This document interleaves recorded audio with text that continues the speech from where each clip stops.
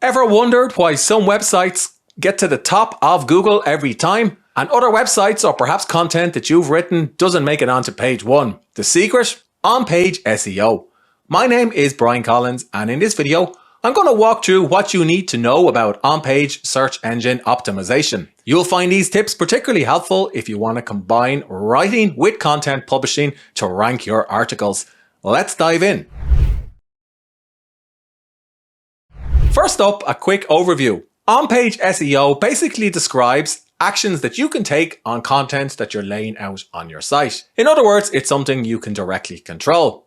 Examples include adding internal links and including the right heading or H1. Off-page SEO, on the other hand, describes things that are a bit harder to influence. For example, link building, PR and promotion. So if you're writing and publishing content consistently, then on-page SEO is a quick win. And it doesn't even have to be confusing. Personally, I love on-page SEO because it's something I can influence, it's something I can easily hand over to another team member, and it's probably the easiest way to rank a web page or a blog post or an article that I'm publishing.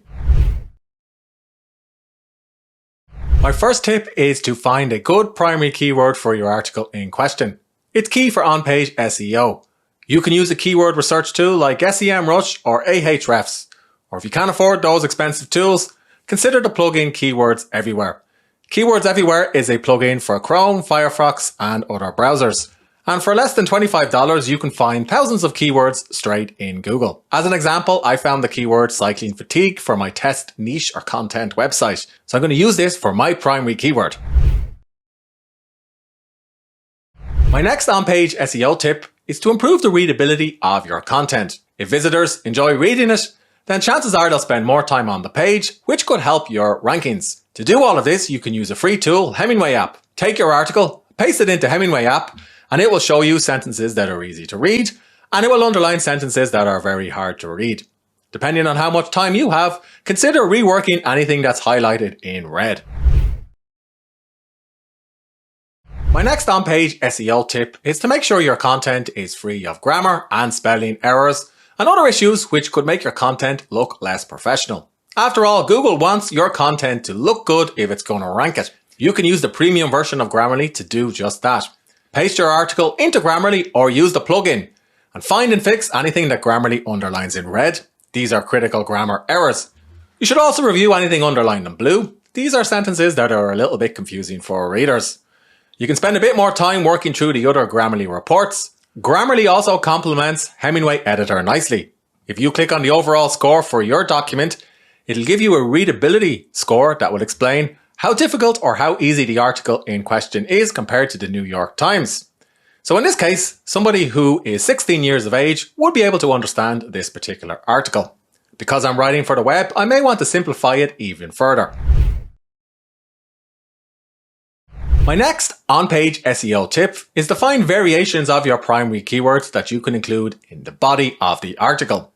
Now it can be tricky to find these variations and even time consuming. Enter this ChatGPT prompt. Hey ChatGPT, give me some keyword variations of this phrase, followed by my primary keyword. Now ChatGPT has provided me with 20 different versions that I could include in the article in question. Now I may want to see what the search volume is for these secondary phrases. However, this is more than enough for me to get started. You can also use Keywords Everywhere to do the same thing.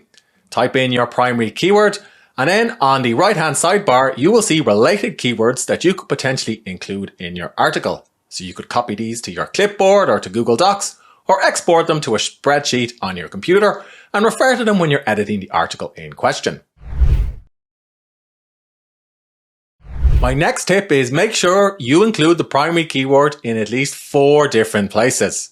Cycling fatigue symptoms is my primary keyword, and I've included it in the H1 or heading for the article in question. I'll want to check that that primary keyword is included in the introduction or within the first 2 to 3 paragraphs. In this case, it's in the first sentence. I'll also make sure the primary keyword is mentioned on 1 or 2 of the H2s or subheadings throughout the article.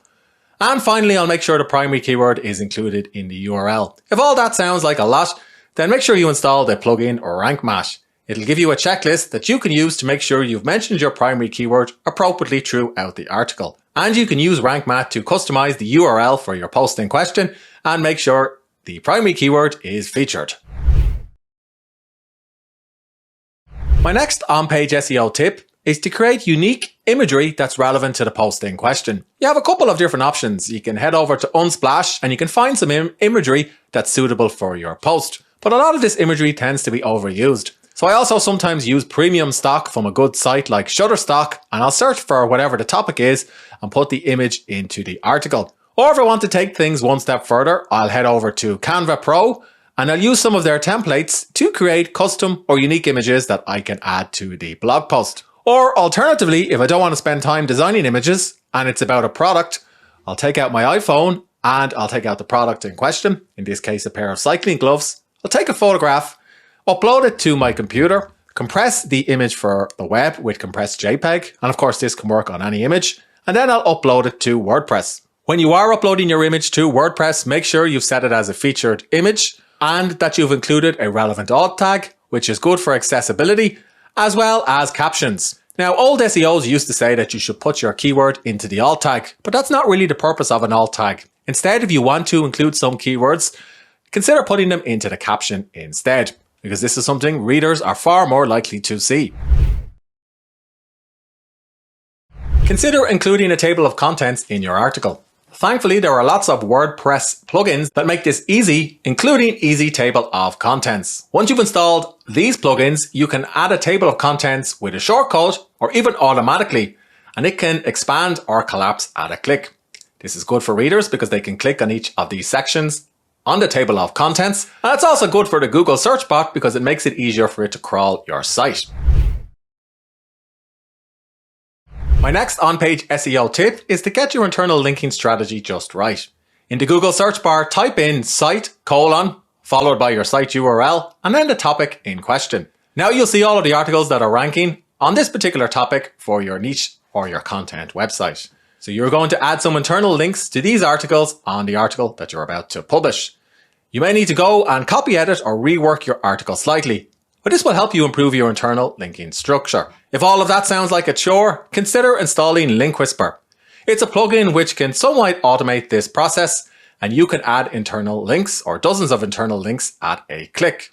I hope you enjoyed the content in this video. If you found it helpful, don't forget to subscribe. And if you have more questions about on-page SEO, let me know in the comment section below, and I'll answer if I can.